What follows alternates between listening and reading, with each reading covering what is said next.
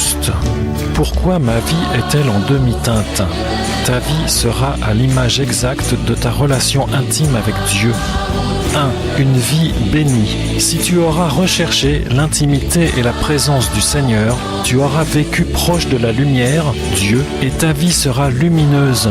Elle sera bénie et réussie aux yeux de Dieu. 2. Une vie ratée, maudite. Si tu n'auras pas recherché Dieu ou que tu auras cherché à bénéficier de sa parole et de son autorité pour tes besoins personnels, ton commerce, ta religion, alors ta vie sera ténébreuse, puisque loin de la présence du Seigneur, la lumière, et elle sera ratée, maudite, aux yeux de Dieu. 3. Une vie en demi-teinte. Entre les deux extrêmes qui viennent d'être exposés, la lumière et les ténèbres, ta vie pourra prendre toutes les nuances possibles, car Dieu est juste, et il appliquera sur ta vie l'exact reflet de la relation que tu auras eue avec lui. Quand il te montrera les projets qu'il avait pour toi, il les annulera devant tes yeux et ils ne s'accompliront pas si ta vie n'est pas entièrement soumise à lui. C'est pourquoi ta vie sera ratée. Sinon, ces projets s'accompliront partiellement et avec plus ou moins de succès en fonction de ta vie partiellement intime avec lui. C'est pourquoi ta vie sera en demi-teinte dans ce cas. Une vie bénie. Deutéronome 28, verset 1. Or, il arrivera que si tu écoutes la voix de Yahweh, ton Dieu, et que tu prennes garde de pratiquer tous ces commandements que je t'ordonne aujourd'hui, tu seras béni en entrant et tu seras béni en sortant. Yahweh ordonnera à la bénédiction d'être avec toi, dans tes greniers et dans tout ce à quoi tu mettras ta main. Yahweh t'établira pour lui être un peuple saint. Yahweh te fera abonder de biens. Yahweh t'ouvrira son bon trésor pour bénir tout le travail de tes mains. Yahweh te mettra à la tête et non à la queue. Tu seras toujours en haut et jamais en bas lorsque tu obéiras au commandement de Yahweh ton Dieu. Une vie ratée, maudite. Deutéronome 28, verset 15. Mais si tu n'obéis pas à la voix de Yahweh ton Dieu, pour prendre garde de pratiquer tous ces commandements et ces lois que je t'ordonne aujourd'hui, tu seras maudit à ton entrée et tu seras maudit à ta sortie. Yahweh enverra sur toi la malédiction, la confusion et la ruine dans tout ce à quoi tu mettras ta main et que tu feras. Yahweh te frappera de folie, d'aveuglement et d'égarement d'esprit. Tu ne prospéreras pas dans tes voies et tu seras opprimé et dépouillé tous les jours et il n'y aura personne pour venir te sauver. Tu fianceras une femme, mais un autre couchera avec elle et la violera. Tu bâtiras une maison, mais tu ne l'habiteras pas. Tu planteras une vigne, mais tu n'en jouiras pas. Tes yeux le verront et tu n'auras aucun pouvoir en ta main. Tu deviendras fou à cause de ce que tu verras de tes yeux. Yahweh te frappera d'un ulcère malin dont tu ne pourras guérir. Tu engendreras des fils et des filles, mais ils ne seront pas à toi, car ils iront en captivité. L'étranger qui sera au milieu de toi montera toujours plus au-dessus de toi, et toi tu descendras toujours plus bas. Il sera à la tête et tu seras à la queue. Toutes ces malédictions viendront sur toi, elles te poursuivront et t'atteindront parce que tu n'auras pas obéi à la voix de Yahweh ton Dieu pour garder ses commandements et ses lois qu'il t'a ordonnées. Conclusion. Proverbe 16, verset 3. Recommande tes affaires à Yahweh et tes projets seront bien ordonnés. La connaissance de Dieu, sa relation intime, est la seule source de vie. La méconnaissance de Dieu constitue une mort dès cette vie. Amen.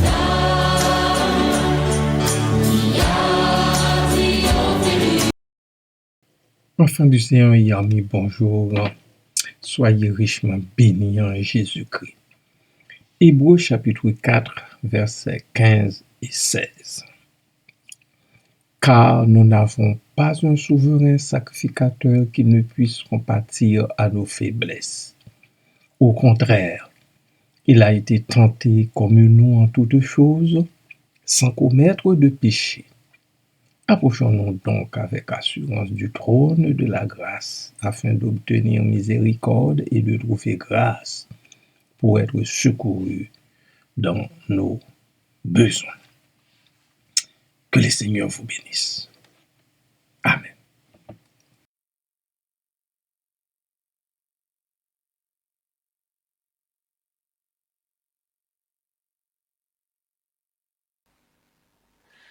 Avançons-nous joyeux, toujours joyeux, vers le séjour de tous les bienheureux, vers la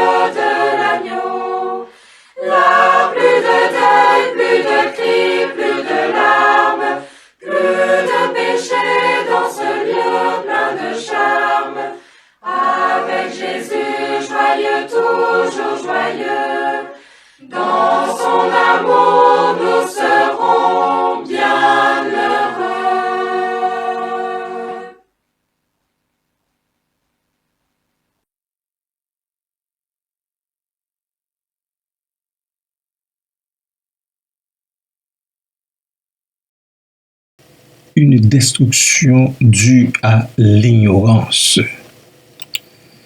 Le Seigneur dit, mon peuple périt faute de connaissance.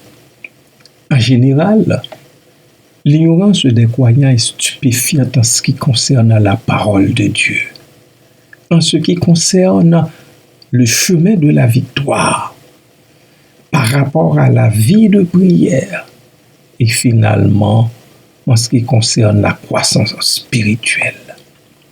Le diable en est la cause. Il aveugle les croyants. Il fait tout son possible pour maintenir les chrétiens dans l'ignorance. La plupart ignorent qu'ils ont accès auprès du Père céleste par le sang de son Fils. Il insiste sur le fait que les croyants ont péché et que s'ils adressent leur prière au Père, il ne les écoutera pas. Il pousse des croyants à se charger d'un sentiment permanent de culpabilité, même pour des péchés qui ont déjà été confessés et pardonnés. Le malin leur donne parfois un sentiment de culpabilité pour des péchés qu'ils n'ont même pas commis du tout. Là où il n'y a pas encore de péché, il fait croire aux chrétiens et chrétiennes qu'ils vont bientôt commettre un péché terrible et par conséquent que cela ne vaut pas la peine de prier. Voilà pourquoi plusieurs ne prient pas. Le diable suggère à ceux-là qui auraient commis un péché de ne pas le confesser parce que Dieu est trop en colère contre eux pour écouter leurs prières. Alors, qu'est-ce qu'ils font?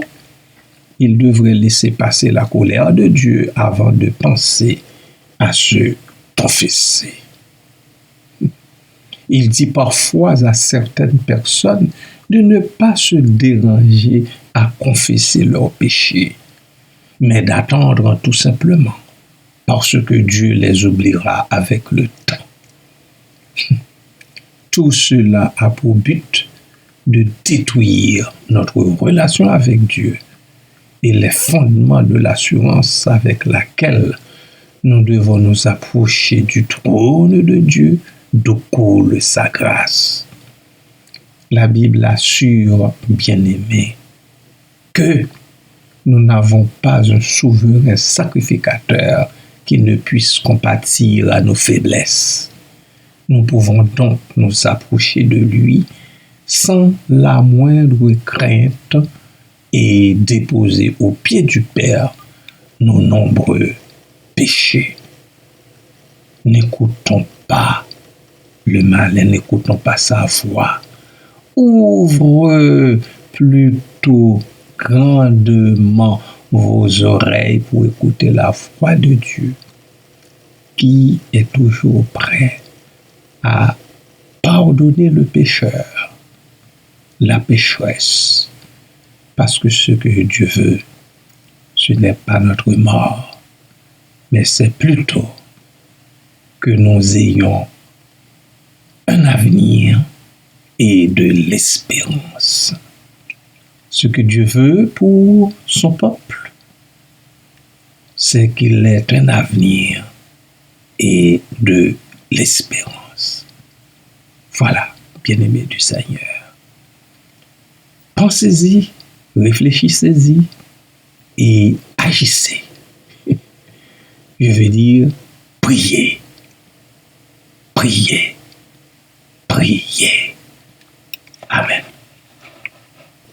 Tendre Père Céleste, en Jésus-Christ, nous voulons te remercier humblement pour tes bras ouverts et ta main tendue, prête à recevoir quiconque en voudrait bien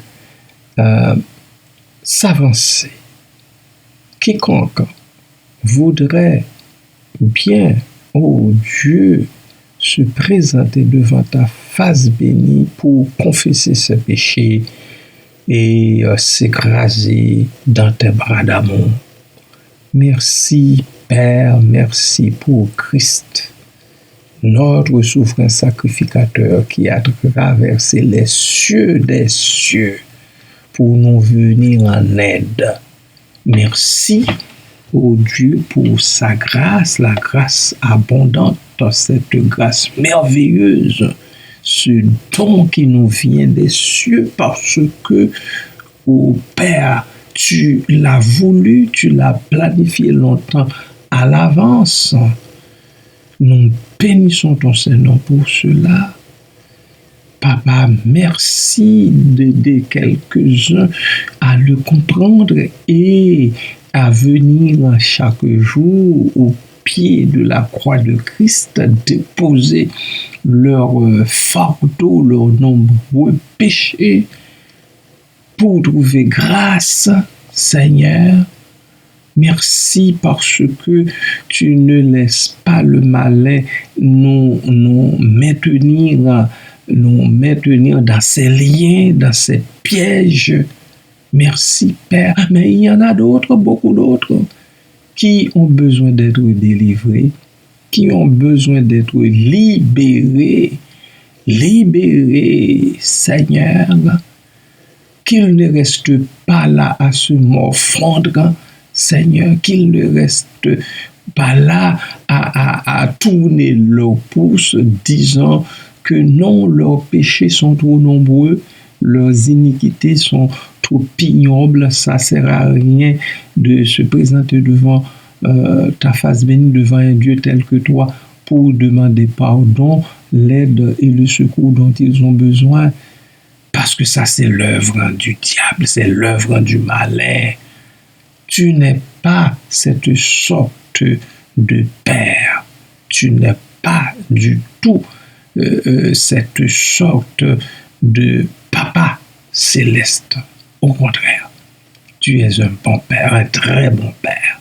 Notre Père céleste en Jésus-Christ, toujours prêt à recevoir tes enfants et à les libérer aussi de tout péché, de toute souillure, de toute iniquité. Pourvu, ô Dieu, qu'ils reconnaissent leurs fautes, leurs erreurs et qu'ils viennent s'écraser dans tes bras d'amour. Papa, merci. Merci parce que tu ouvres les yeux de plusieurs sur les tactiques du mal.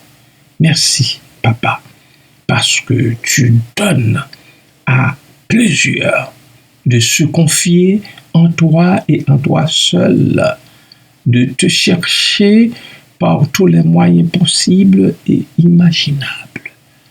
Merci, Père, aussi pour ta disponibilité.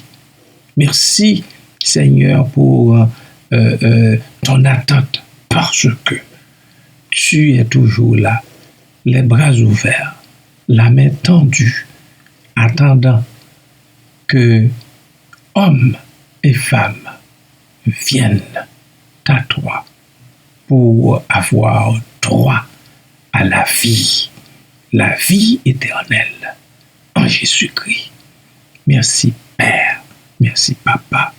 Nous te remettons la journée qui s'étend devant nous. Nous te remettons, ô Dieu, tout ce que nous avons à entreprendre au cours de cette nouvelle journée. Merci, Père. Fais-nous la grâce de mener à terme nos différents projets, qu'il s'agisse d'un projet spirituel ou matériel. Fais-nous cette grâce à cause du sang versé de Jésus-Christ. Et c'est en son nom tout-puissant que nous te prions. Amen.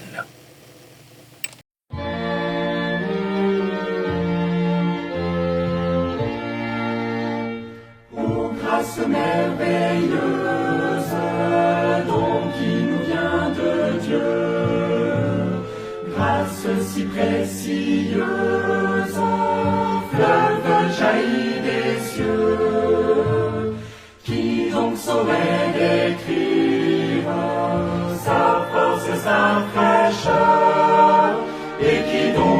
pu dire quelle est sa profondeur. Nous n'avons qu'un seul sujet de voir, c'est la sainte croix divin sauveur. Ta grâce est puissante, toute suffisante, et ton sang nous rend plus que vainqueurs. Plus touchant que l'hymne des archanges, et le chant qu'entonnent les élus. Venez chrétiens qu'éclatent vos louanges, gloire à Jésus. Ô grâce qui nous donne le vrai repos du cœur et qui nous environne quand rôde le malheur. Elle a rompu nos chaînes et couvre nos forfaits. Que sa danse démêle, nous demeurons en paix. Nous n'avons qu'un seul sujet de gloire, c'est ta sainte croix divin sauveur. Ta grâce est puissante, toute suffisante, et ton sang nous rend plus que vainqueurs. Plus touchant que l'hymne des archanges, et le chant qu'entonnent les élus. Venez chrétiens qu'éclatent vos louanges, gloire à Jésus. Grâce sans fond ni rive, plus vaste que la mer, source dont les eaux vives coulent en plein désert. À ce courant de vie, nous nous savons porter, et notre âme affranchie chante sa liberté. Nous n'avons qu'un seul sujet de gloire, c'est la sainte croix divin sauveur. Ta grâce est puissante, toute suffisante, et ton sang nous rend plus que vainqueurs. Plus touchant que l'hymne des archanges, et le chant qu'entonnent les élus. Venez chrétiens qu'éclatent vos louanges, gloire à Jésus.